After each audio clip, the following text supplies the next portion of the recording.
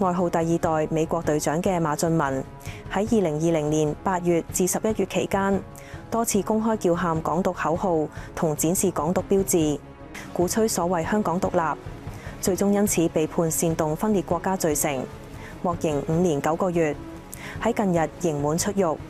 出獄之後，馬俊文繼續以第二代美國隊長自居，喺社交平台發文，話返到屋企嘅感覺恍如隔世，被現實嘅衝擊感到無奈雲雲。文中不乏攻擊、鼓動之詞。馬俊文嘅貼文反映出佢喺獄中絲毫認識唔到自己嘅罪行，內心依然認同港獨果兔。出獄後依然幻想自己係當年嘅美國隊長，時刻準備繼續搞對抗。如果馬俊文真心悔改，又如何會申請提早獲釋被拒呢？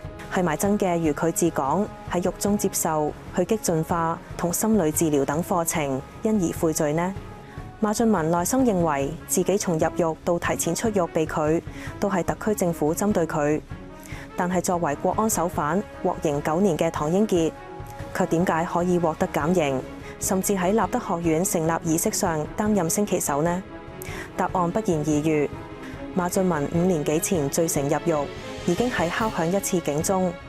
搞港獨唔會得到好下場，必將付出代價。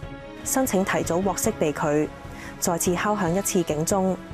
通過假扮出嚟嘅真心換取自由，係一種十分愚蠢嘅小聰明。出獄之後嘅馬俊文，如若依然死心不息，繼續企圖借機搞震，或係仍然沉迷喺黑暴思想中不能自拔，最終只會成為一個爛頭粥，再次迎嚟就當入獄嘅結局。